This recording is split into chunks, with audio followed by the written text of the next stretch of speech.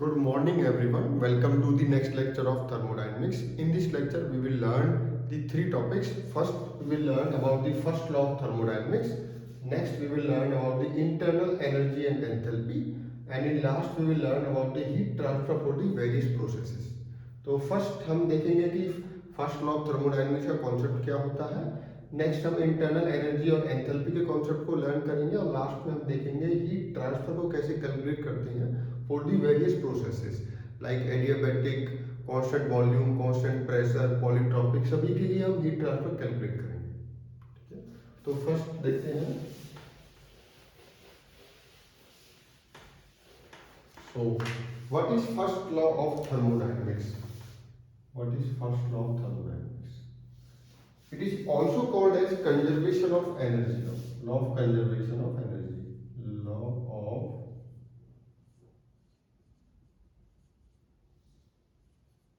conservation of energy. According to this, energy can neither be created nor be destroyed. It can only transfer from one form to another. इसके according energy को आप create नहीं कर सकते, destroy नहीं कर सकते, उसको एक फॉर्म से दूसरी फॉर्म में कन्वर्ट किया जा सकता है। ठीक है, तो नेक्स्ट इसकी साइकिल के लिए एक डेफिनेशन थी। अगर कोई थर्मोडायनेमिक साइकिल है तो उसमें जो नेट हीट एक्सचेंज होगा वो नेट वर्क एक्सचेंज के बराबर होता है। ठीक है, in a thermodynamic cycle net heat exchange equal to net work for a thermodynamic cycle. So according to first law of thermodynamics, net heat exchange equal to net work exchange for any thermodynamic cycle. आप इसको ऐसे समझ सकते हो, suppose कोई thermodynamic cycle 1 से 2 पे हुई आपकी, तो यहाँ पर कुछ वर्क होगा, कुछ हीट होंगे। ठीक है, तो any type of work heat, suppose ये आपका Q1 है, ये W1 है, ये आपका Q2 है, ये आपका W2 है। ठीक है, तो नेट हीट इस पूरी थर्मोडायनेमिक साइकिल में अकॉर्डिंग टू दिस, तो नेट हीट एक्सचेंज कितना है यहाँ पर देखिए, Q1 आया है, Q2 गया है, आने वाले को पॉजिटिव लेते हैं, जाने वाले को हम नेगेटिव लेते हैं। इस थर्मोडायनेमिक साइकिल में अगर मैं फर्स्ट लॉ ऑफ थर्मोडायनेमिक्स लगाता हूँ तो मैं देखूंगा कि नेट हीट एक्सचेंज कितना है, पहले वो देखते हैं। तो हीट ट्रांसफर का आपको लास्ट टाइम नॉमेनक्लेचर बताया था, कैसे साइन कन्वेंशंस लेते हैं। तो हीट अगर सिस्टम के अंदर आएगी तो उसको पॉजिटिव लेते हैं, बाहर जाएगी तो नेगेटिव। तो इसमें देखिए आउटसाइड Q2 जा रहा है और अंदर कौन सी हीट आ रही है, Q1। उसी टाइप से वर्क भी एक्सचेंज कर रहा है। वर्क कितना एक्सचेंज कर रहा है, W2 सिस्टम दे रहा है वर्क और W1 ले रहा है। तो पॉजिटिव कौन सा होता है इसमें, जो सिस्टम करता है, that means W2 minus W। अब according to this law this value should be equal to this, that means Q1 minus Q2 equal to W2 minus W। That means कोई भी थर्मोडायनेमिक साइकिल है उसमें जो net heat exchange होगा वो net work exchange होगा। इसको आप एक और थर्मोडायनेमिक साइकिल से भी समझ सकते हो। सपोज पीवी डायग्राम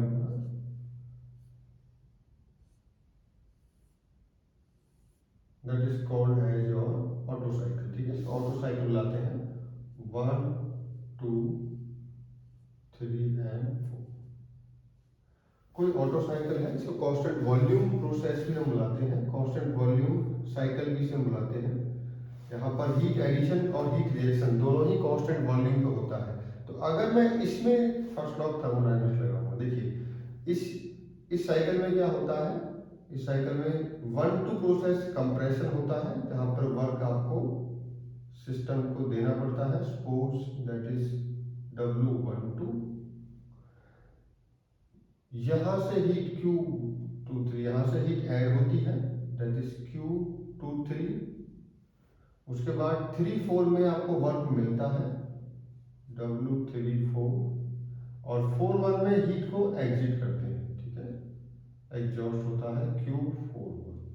अगर ये आप यहाँ पर देखते हो तो यहाँ पर net heat exchange, net work exchange, because ये साइकिल है, 1 से 2 प्रोसेस है, 2 से 3 एक प्रोसेस है, 3 से 4 एक प्रोसेस है, 4 से 1 एक प्रोसेस, और सभी प्रोसेसेस को मिलाकर एक साइकिल है। तो अगर आप इसमें बनाते हो तो summation of Q equal to summation of W. तो समीशन ऑफ क्यू देखिए यहाँ पर क्या है, समीशन ऑफ क्यू, हीट कितनी आई है माइनस कितनी गई है, that means Q 23 minus Q 41, Q 4। और उसी टाइप से वर्क एक्सचेंज कितना है, सिस्टम ने वर्क किया कितना है W34, और सिस्टम पे कितना वर्क हुआ है W12। ठीक है, तो ये दोनों बराबर होंगे according to first law of thermodynamics, that means Q23 minus Q41 equal to W34 minus W12। This is the first law of thermodynamics. कोई भी थर्मोडायनामिक साइकिल है वहां पर जो नेट हीट एक्सचेंज होगा वो नेट वर्क एक्सचेंज के बराबर होगा। ठीक है,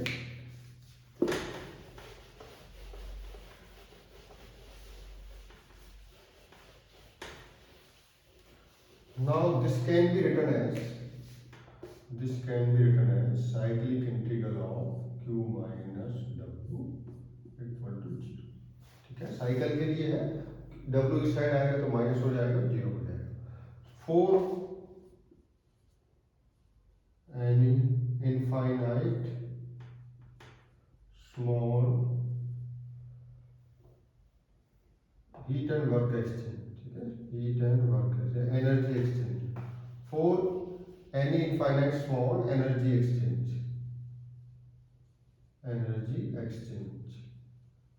आप इसको इस टाइप से लिख सकते हो, del Q minus del W equal to 0। अब यहां पर देखिए, साइक्लिक इंटीग्रल किसी क्वांटिटी का 0 है, इसका मतलब वो क्वांटिटी क्या है, पॉइंट फंक्शन है।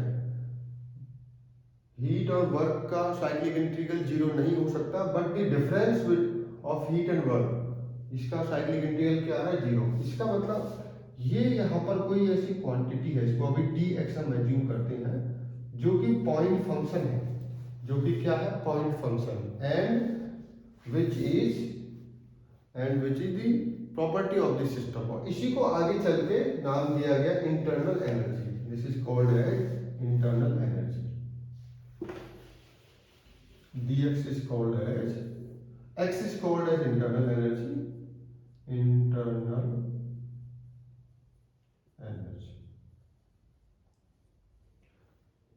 denoted by E, capital E.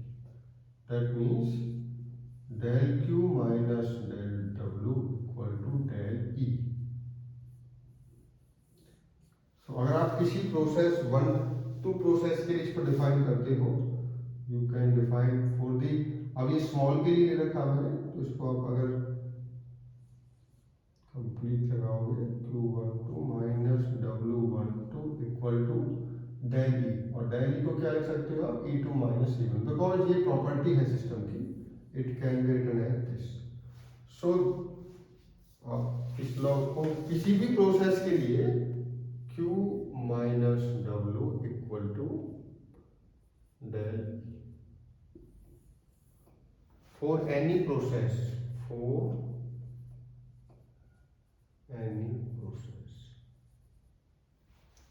Any process. So ये जो फर्स्ट लॉ ऑफ थर्मोडायनेमिक्स है, ये भी आप देख रहे हो यहाँ पर, ये साइकिल के लिए फॉर्मूला है, ये प्रोसेस के लिए फॉर्मूला है। ठीक है, ये साइकिल के लिए है आपका, ये प्रोसेस के लिए, कोई भी प्रोसेस है। तो फर्स्ट लॉ ऑफ थर्मोडायनेमिक्स ने हमें यही बताया था कि एनर्जी को क्रिएट नहीं कर सकते, डिस्ट्रॉय नहीं कर सकते, इसको ट्रांसफर कर सकते हैं वन फॉर्म टू अनदर। जैसे हीट को वर्क में कन्वर्ट कर सकते हैं, वर्क को हीट में कन्वर्ट कर सकते हैं, फॉर्म को कन्वर्ट कर सकते हो आप, बट आप उसको क्रिएट और डिस्ट्रॉय नहीं कर सकते। काइनेटिक एनर्जी को पोटेंशियल में कन्वर्ट कर सकते हो, पोटेंशियल को काइनेटिक में कन्वर्ट कर सकते हो, हीट एनर्जी को वर्क में कन्वर्ट कर सकते हो आप, इलेक्ट्रिकल को मैकेनिकल एनर्जी में कन्वर्ट कर सकते हो। ठीक है, बट उसको डिस्ट्रॉय क्रिएट नहीं किया जा सकता। नेक्स्ट फर्स्ट लॉ ने हमें ये बताया था कि कोई भी साइक्लिक प्रोसेस है, कोई भी थर्मोडायनेमिक साइकिल है, उसमें जो नेट हीट एक्सचेंज होगा वो नेट वर्क एक्सचेंज के बराबर होगा। ठीक है। तो हमने देखा इसको इस साइड ले गए तो Q माइनस डब्ल्यू क्या हो गया, zero. But cyclic integral zero किसका हो सकता है, किसी पॉइंट फंक्शन का। That means Q minus W कोई प्रॉपर्टी है, कोई पॉइंट फंक्शन है, उसको हम बुलाते हैं internal energy. Okay, internal energy. So अब देखते हैं इंटरनल एनर्जी और एंथैल्पी क्या होती है।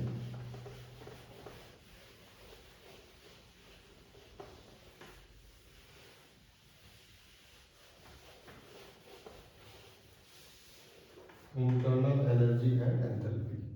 फर्स्ट देखते हैं इंटरनल एनर्जी। इंटरनल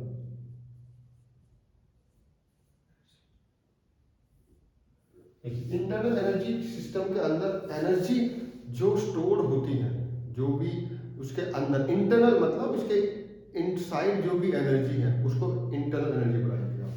ठीक है, तो अगर इंटरनल एनर्जी को हम देखें, that is the sum of sensible energy, sensible energy plus latent energy,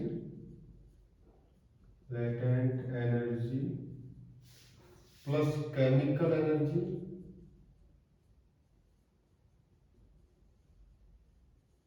plus nuclear energy, nuclear energy. अब इसको ऐसे समझिए, सपोज आपके पास कोई सिस्टम है और सिस्टम वाटर है, उसके अंदर क्या है, वाटर H2O है आपका, और इसका अपना कुछ टेम्परेचर होगा, तो टेम्परेचर के कारण कौन सी एनर्जी होगी इसके पास, sensible energy, sensible energy because of certain temperature. कुछ टेम्परेचर होगा सिस्टम का, वाटर के मॉलिक्यूल्स हैं। अब नेक्स्ट देखते हैं वाटर मॉलिक्यूल का फॉर्मूला क्या होता है, H2O। तो H2O को आप कैसे लिख सकते हो, OH। एक वाटर मॉलिक्यूल दूसरे वाटर मॉलिक्यूल से जुड़ा रहता है यहाँ पर हाइड्रोजन बॉन्ड के साथ, लाइक दिस। तो अगर मुझे एक वाटर मॉलिक्यूल को, एक H2O को दूसरे H2O से ब्रेक करना है, तो ये हाइड्रोजन बॉन्ड मुझे ब्रेक करना होगा, और वो उसके लिए जो एनर्जी चाहिए उसको हम बुलाते हैं लेटेंट एनर्जी। ठीक है, तो ये कौन सी एनर्जी है, latent, latent energy, the energy which is required to break the hydrogen bond between two H2O molecules, तो उसको लेटेंट एनर्जी बुलाते हैं। नेक्स्ट होता है केमिकल एनर्जी। अगर आपको मॉलिक्यूल के स्ट्रक्चर को तोड़ना है, H2O को H को O से तोड़ना है, दैट मीन्स अगर आपको ये तोड़ना है, उसके लिए एनर्जी चाहिए, उसको बुलाते हैं केमिकल एनर्जी। ठीक है, तो ये कौन सी एनर्जी है आपकी, केमिकल एनर्जी। लास्ट होता है न्यूक्लियर, न्यूक्लियर एनर्जी। अगर आपको हाइड्रोजन के न्यूक्लियस को तोड़ना है, ठीक है, ब्रेक करना है, तो उसके लिए जो एनर्जी रिक्वायर्ड होती है, क्योंकि न्यूक्लियस में बहुत सारी एनर्जी स्टोर होती है, तो उसको ब्रेक करने के लिए न्यूक्लियस पे जो एनर्जी चाहिए उसको न्यूक्लियर एनर्जी बुलाते हैं। ठीक है, सो सेंसिबल, लेटेंट, केमिकल, न्यूक्लियर। तो सेंसिबल के अंदर ही बहुत सारी एनर्जीज आ जाती हैं, जैसे आपका वाइब्रेशनल है, ट्रांसलेशनल है, ये सभी एनर्जी इसके अंदर काउंट होती है। ठीक है,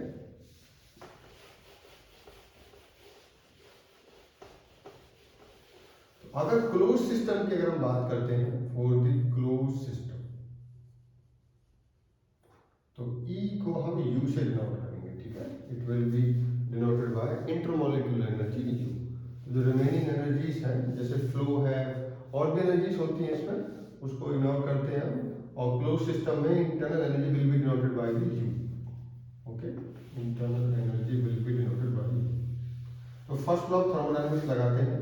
फर्स्ट लॉ ने क्या बताया हमें, del Q equal to del U plus del W,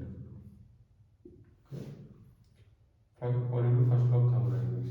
अब अगर इसको कांस्टेंट वॉल्यूम प्रोसेस के लिए हम करते हैं, तो अभी आप देखिए equal to del U plus PdV। PdV कब होगा, ये आपका फोर क्वासिस्टैटिक, फोर क्वासिस्टैटिक। अगर आपकी प्रोसेस क्वासिस्टैटिक होगी तभी dW को आप PdV लिख सकते हो। ठीक है, अब for constant volume process V equal to constant, अगर वॉल्यूम कांस्टेंट है आपका, दैट मीन्स dV क्या हो जाएगा, dV इक्वल टू 0, और ये क्वांटिटी आपकी 0 हो जाएगी। That means del Q equal to del G। Internal energy, change in internal energy equal to net heat exchange for constant volume process. Constant volume process के लिए आपका जो internal change in internal energy है वो net heat exchange के बराबर होती है। तो इसको आप इस टाइप से लिख सकते हो mCV/dt। It can be written as mCV/dt। तो अगर आपका वॉल्यूम कांस्टेंट है प्रोसेस में और वो क्वासी स्टैटिक प्रोसेस है तो उसमें आप डेल यू को लिख सकते हो mCV/dt। सो यहाँ पर हमने इंटरनल एनर्जी को देखा, this is some of the different kind of energies, and in case of close system it can be noted by the U, और ये कांस्टेंट वॉल्यूम के लिए इसकी वैल्यू क्या होती है, mCV/dt।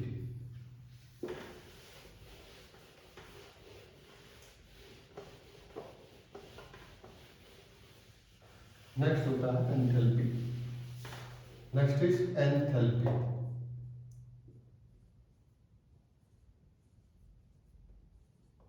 Enthalpy denoted by capital H। Enthalpy is the summation of internal energy and flow work P and flow work P।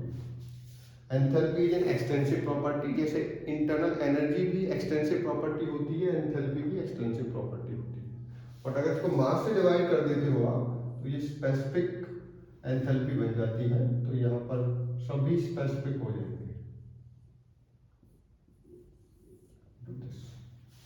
Okay, case of this. So change in enthalpy अगर आपको निकालना है, सपोज DH, तो क्या हो जाएगा, differentiate कीजिए, del U PV x into Y का डिफरेंशिएशन क्या होगा, PdV plus VdP। Now for constant pressure process, for P equal to constant, for P equal to constant क्या हो जाएगा, dP की वैल्यू क्या हो जाएगी, dy। तो जो ये वैल्यू है वो क्या हो जाएगी, 0। That means DH will be equal to du plus PdP, और du PdV क्या होता है, dW, और du प्लस dW क्या होता है, dQ। That means change in enthalpy equal to heat exchange for a process constant pressure. जब भी कांस्टेंट प्रेशर प्रोसेस होगा उसमें जो नेट हीट एक्सचेंज है वो चेंज इन एंथैल्पी के बराबर होगा। ठीक है, चेंज इन एंथैल्पी के बराबर। तो चेंज इन एंथैल्पी को आप क्या क्या लिख सकते हो उस केस में, it can be written as mCP/dt, mCP/dt। That means H is a function of temperature only. अगर आइडियल Cp की वैल्यू कांस्टेंट रहती है आइडियल गैस के लिए, अगर आइडियल गैस है आपका तो एंथैल्पी किसका फंक्शन होगा, टेम्परेचर। उसी टाइप से इंटरनल एनर्जी भी टेम्परेचर का ही फंक्शन रहती है फॉर आइडियल गैस। ठीक है, तो एंथैल्पी और इंटरनल एनर्जी को हमने देखा। तो एक साथ देखिए किस टाइप से लिख सकते हो आप दोनों को। Internal energy U can be written as change in internal energy mCV/dt and DH can be written as mCP/dt। अब इस कंडीशन क्या है, इसको कहां पर यूज कर सकते हो आप, for constant volume process, constant volume. ठीक है, या अगर आपकी आइडियल, ठीक है, आइडियल गैस है, फॉर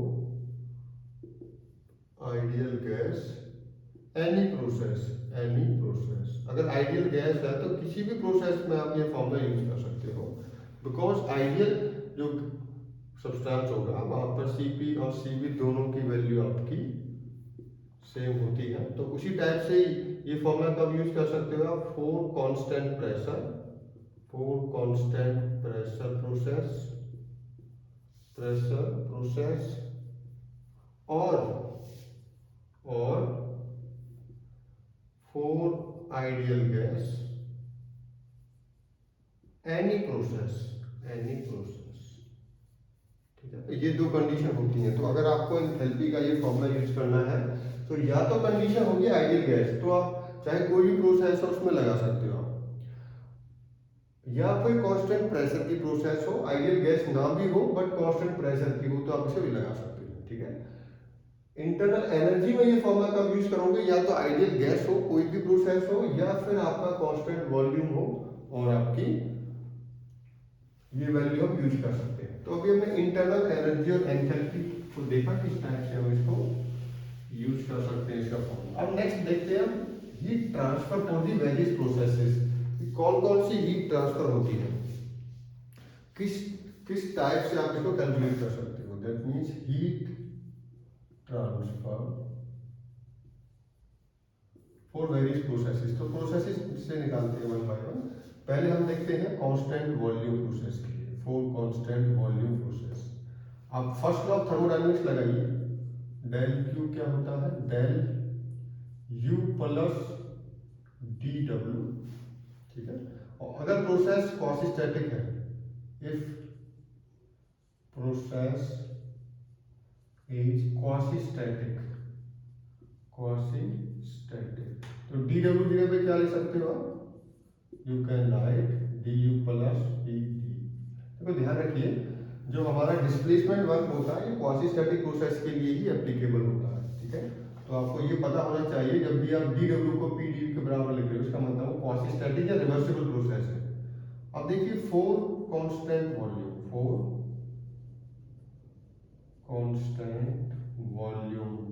प्रोसेस क्या हो जाएगा, D V equal to zero. तो डेल क्यू किसके बराबर आ गया, डेल यू। ये पहले भी हमने देखा था इंटरनल एनर्जी में कि change heat transfer equal to the change in internal energy, कि कोई भी प्रोसेस है, सपोज आपकी प्रोसेस इस टाइप से है, कोई प्रेशर कुकर है या कोई ऐसा सिस्टम जिसकी बाउंड्रीज फिक्स है, वॉल्यूम फिक्स है। अब इसमें आप हीट ट्रांसफर करते हो, अब इसमें आप क्या करते हो, हीट ट्रांसफर। सपोज आपने कुछ अमाउंट ऑफ हीट लिया सराउंडिंग से सिस्टम की तरफ, ठीक है।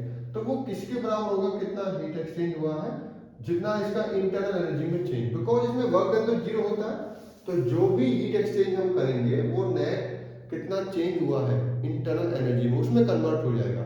तो अगर आपको निकालना है कि मेरा हीट एक्सचेंज, सपोज कहीं से हीट आई कहीं से हीट गई, आपको ये नहीं पता कितना है, बट आपको ये पता है कि इसका इंटरनल एनर्जी में कितना चेंज हुआ है, तो वो उसी के बराबर होगा नेट हीट एक्सचेंज के, ठीक है। नेक्स्ट देखते हैं कांस्टेंट प्रेशर के लिए, heat transfer for constant pressure, P equal to constant.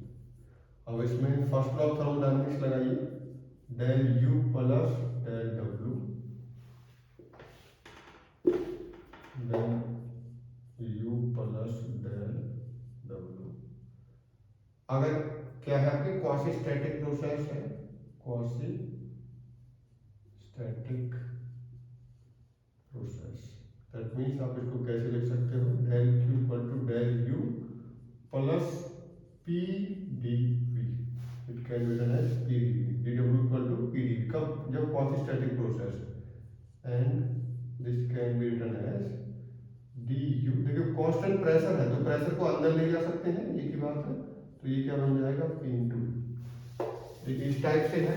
अगर आप इसका डिफरेंशिएशन कर रहे हो पीवी का, प्रेशर कांस्टेंट है तो इसको प्रेशर को बाहर ले जा सकते हो, डीवी, एक ही बात है, अंदर ले जाइए बाहर। तो मैंने इस टाइप से क्यों लिखा, because now it can be represented as D U plus PV, और ये क्या होता है हमारा enthalpy. That means heat transfer for any constant pressure process. मान लीजिए कोई प्रोसेस है आपकी, कोई भी प्रोसेस इस टाइप से हो रही है, उसमें प्रेशर कांस्टेंट है, ठीक है। सपोज आपका यहाँ पर कोई पिस्टन है,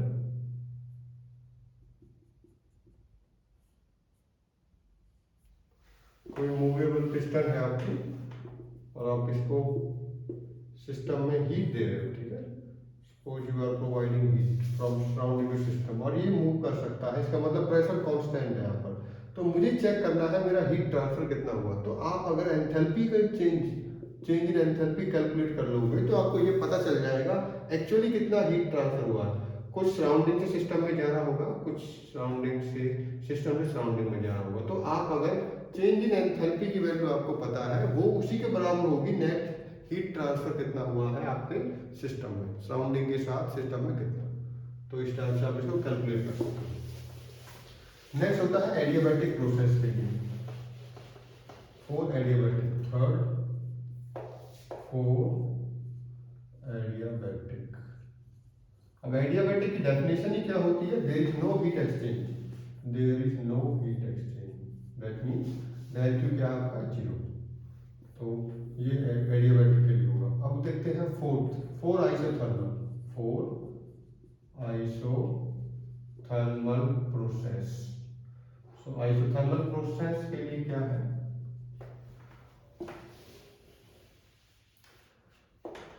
आइसोथर्मल का मतलब होता है PV इक्वल टू कांस्टेंट, ठीक है। तो इसमें फर्स्ट लॉ ऑफ थर्मोडायनामिक्स लगाइएगा, del Q equal to del U plus del W।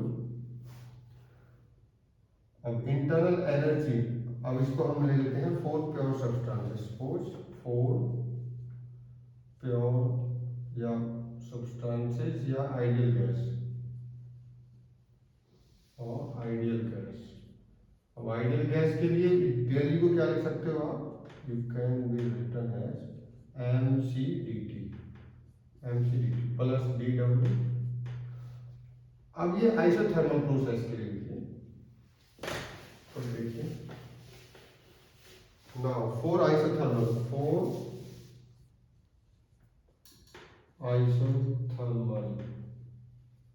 Process dt कितना हो जाएगा आपका? Zero. How much? dt, that means del q equal to zero plus del w, del q equal to del w। So isothermal process में जो net heat exchange है वो net work exchange के बराबर होता है। तो अगर कोई डिवाइस आपको डिजाइन करनी है जहां से आपको कोई प्रोसेस, तो बेस्ट प्रोसेस कौन सी होगी? जहां पर आपको हीट, जितनी हीट है आपकी उतनी ही वर्क ट्रांसफर आपको मिल जाए। तो आइसोथर्मल तरीके से अगर आप कोई भी एक्सपेंशन करते हो, आइसोथर्मल एक्सपेंशन करोगे तो मैक्सिमम वर्क आपको मिलता है, ठीक है। क्वेश्चन पूछा जाता है कि कौन सी ऐसी प्रोसेस है जहां पर आपको मैक्सिमम वर्क मिलता है हीट ट्रांसफर के साथ, तो कौन सी होती है? आइसोथर्मल। उसी टाइप से अगर आपको कोई कंप्रेसर डिजाइन करना है, मिनिमम वर्क की रिक्वायरमेंट चाहिए, तो उसको भी आइसोथर्मल टाइप से करोगे तो मिनिमम वर्क की रिक्वायरमेंट आपको होगी। नेक्स्ट होता है polytropic, and that is very important. Polytropic process के लिए हीट ट्रांसफर क्या होगा? So fifth is for polytropic process, polytropic process. Polytropic process, तो पहले हम फर्स्ट लॉ थर्मोडायनामिक्स लगाते हैं, del Q equal to del U plus dW, okay, dW। Now for polytropic के लिए आपको पता है डेल W क्या होता था? P1 V1 minus P2 V2 divided by n minus, ठीक है। तो यही वर्क हम पहले कैलकुलेट कर चुके हैं पॉलीट्रोपिक प्रोसेस के लिए, ठीक है। तो इसको क्या लिख सकते हो हम? और इसको हम मान लेते हैं आइडियल गैस, ठीक है। और आपकी सिस्टम के अंदर गैस कौन सी है? Also ideal gas. Working substance कौन सा? Ideal gas. तो आप आइडियल गैस होगा तो डेल यू को क्या लिख सकते हो? Del U can be written as mc dt plus ये वैल्यू क्या हो जाएगी आपकी? P1 V1 minus P2 V2 divided by n minus, ठीक है। तो अब ये स्मॉल के लिए था, ये वैल्यू तब आएगी जब आप इंटीग्रेट करोगे इसे, ठीक है। दैट मीन्स जब आप इसको इंटीग्रेट करोगे तब ये वैल्यू आएगी, ठीक है। ये इंटीग्रेशन इसका है। तो अब देखते हैं mc dt, इसको किस टाइप से लिख सकते हो, this can be written as, तो ये क्यू क्या हो गया एम, तो इसको यहाँ पर लिख लेते हैं,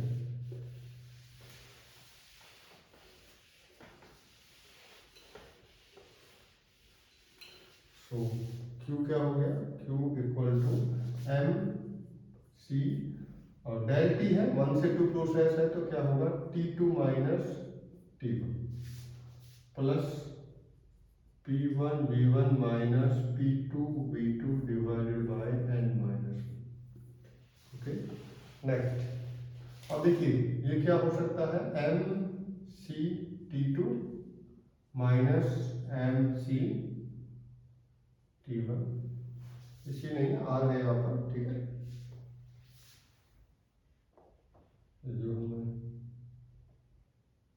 जो हमने किसके लिए लिया था, ये वैल्यू आर थी यहाँ पर, सॉरी अभी सी रहेगा, सी को हम बाद में कल करेंगे यहाँ पर, दैट इज सी, कौन सा हमारा सी बी। अभी सी बी की वैल्यू को हम एक बार मेयर्स इक्वेशन से निकालते हैं, तो अभी इसको यहाँ छोड़ दीजिए, तो स्मॉल एक मेयर्स इक्वेशन यूज करते हैं according to Mayer's equation, according to Mayer's equation,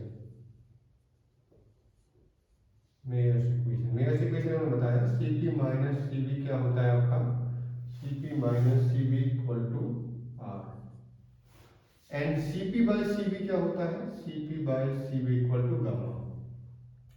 तो आप Cp की जगह पे क्या लिख सकते हो, गामा इंटू Cv, तो इसको इसमें पुट कीजिए, व्हेन यू पुट दिस, तो ये आपका आ जाएगा gamma into Cv minus Cv equal to R, and it can be written as Cv gamma minus 1 equal to R। तो Cv की वैल्यू क्या हो जाएगी, Cv equal to R divided by gamma minus 1, ठीक है, R divided by gamma minus 1, इसके नीचे ले जाओगे, और उसी टाइप से अगर Cv P की वैल्यू निकालनी है आपको, तो वो गामा टाइम्स हो जाएगी, gamma times R divided by gamma minus 1। तो ये मेयर्स इक्वेशन होती है, इसको इन दोनों को यूज करके हम ऐसे, तो हमें अभी वैल्यू किसकी चाहिए थी, Cv की, बिकॉज यहाँ पर Cv वैल्यू थी, तो Cv को मैं गामा के टर्म्स में यहाँ पर रिप्रेजेंट करूँगा। तो कैसे किया हमने कल पर, दोबारा से देखिए, मेयर्स इक्वेशन हमें बताती है Cp minus Cv equal to R, so Cp by Cv क्या होता है, एडियाबैटिक इंडेक्स, तो Cp को हम लिख सकते हैं गामा इंटू Cv, तो इस वैल्यू को मैं यहाँ पर पुट करूँगा, this value put in this value, ठीक है, दिस इक्वेशन गामा Cp ये हो जाएगा gamma Cv minus Cv equal to R, Cv common लीजिए, gamma minus 1 equal to R, तो Cv हो गया R divided by gamma minus 1, ठीक है, तो ये वैल्यू मुझे चाहिए आपका, तो ये वैल्यू पुट कर दीजिए, दिस वैल्यू, जब आप इस वैल्यू को पुट करोगे यहाँ पर, you will find m R divided by gamma minus 1 into T2 minus T1, और ये सेम रहेगा आपका P1 V1 minus P2 V2 divided by n minus 2।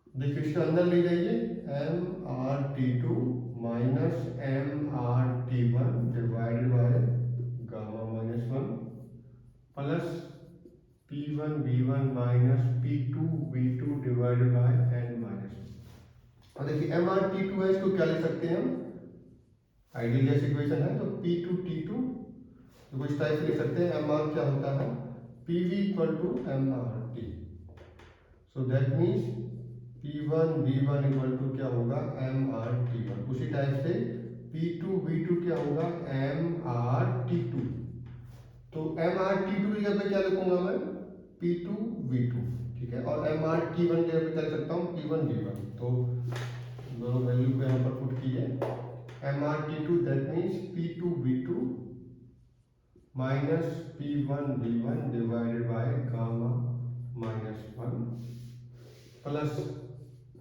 P1 V1 minus P2 V2 divided by n minus 1, ठीक है। अब यहाँ से minus common में ले लूंगा, तो ये भी इसके जैसा हो जाएगा, ठीक है, तो आप इसको इस टाइप से कर दीजिए, P1 V1 minus P2 V2 divided bye, minus common लिया तो ये क्या हो जाएगा यहाँ पर, ये माइनस यहाँ पर आ जाएगा, नीचे क्या है gamma -1 plus P1 V1 minus P2 V2 divided by n-1। अब यहाँ पर हम कॉमन लेंगे, P1 V1 minus P2 V2 divided by n-1 को हम कॉमन लेंगे, ठीक है। तो अभी यहाँ पर रख कर देते इसको। इस इक्वेशन में देखिए P1 V1 minus P2 V2, ये हमारा यहाँ पर dq चल रहा है। तो इस इक्वेशन में P1 इसको मैं कॉमन ले रहा हूँ, इस पूरी टर्म्स को मैं कॉमन ले रहा हूँ, तो क्या हो जाएगा del Q equal to P1 V1 minus P2 V2 divided by n-1। तो अंदर क्या बचेगा, अंदर ये वैल्यू बचेगी माइनस, देखो n-1 यहाँ पर नहीं है तो ऊपर आ जाएगा n-1 डिवाइडेड बाय गामा-1 यहीं पर रहेगा, और यहाँ पर क्या हो जाएगा 1। तो अगर इस वैल्यू को आप कंप्लीट को कॉमन लोगे तो n-1 यहाँ पर नहीं है तो यहाँ पर ऊपर आ जाएगा, ठीक है, और यहाँ पर नेगेटिव है तो नेगेटिव साइन रहेगा, नीचे गामा-1 है तो गामा, और ये कंप्लीट वैल्यू आपने कॉमन ली है तो यहाँ पर क्या रहेगा 1। अब इसको आप ओपन कीजिए। अब ये क्या है, ये पॉलीट्रॉपिक का वर्कडन है, वर्कडन ऑफ द पॉलीट्रॉपिक। अब इसको आप ओपन कीजिए, एलसीएम लीजिए गामा-1, ये क्या हो जाएगा -n+1 प्लस गामा +1, तो 1 से 1 कैंसिल आउट हो जाएगा यहाँ पर, so it will be W polytropic gamma divided by gamma. This is very important. This is very important. Q polytropic, ठीक है, डेल Q नहीं Q चल रहा था हमारा, Q polytropic equal to W polytropic into gamma n divided by n। और देखिए यहाँ पर n की वैल्यू डिसाइड करेगी कि आपका पॉलीट्रॉपिक क्या है। तो अगर n की वैल्यू आपका 1 है तो ये क्या हो जाएगा Q polytropic equal to W polytropic, और n की वैल्यू 1 किसके बराबर कब होती है, जब आइसोथर्मल। तो आइसोथर्मल मैंने अभी आपको बताया था कि आइसोथर्मल में हीट ट्रांसफर वर्क ट्रांसफर के बराबर होता है, तो यहाँ से भी इसको प्रूव कर सकते हो आप, ठीक है। हीट ट्रांसफर वर्क ट्रांसफर के बराबर आ गया, वो कब, जब n की वैल्यू 1। अब n की वैल्यू अगर आप रखते हो suppose n equal to gamma, ठीक है, तो Q पॉलीट्रॉपिक क्या हो जाएगा 0, क्योंकि एडियाबैटिक के लिए आपकी हीट ट्रांसफर कितना होता है, हीट एक्सचेंज कितना होता है 0, ठीक है, n की वैल्यू दिस। सो नेक्स्ट अगर n की वैल्यू आपकी ग्रेटर देन गामा है तो ये नेगेटिव आ जाएगा, ठीक है, दैट मीन्स Q पॉलीट्रॉपिक बराबर हो जाएगा आपका W पॉलीट्रॉपिक, ठीक है, ये वैल्यू आपकी नेगेटिव में कोई वैल्यू आएगी, बिकॉज अगर ये ग्रेटर देन गामा रहेगा तो ये वैल्यू नेगेटिव आ जाएगी आपकी। तो अगर आपका n की वैल्यू ग्रेटर देन गामा है तो ये इस टाइप से होगा। अब n की वैल्यू अगर 0 है तो गामा डिवाइडेड बाय गामा-1 हो जाएगा, इस टाइप से आप इसको कैलकुलेट कर सकते हो।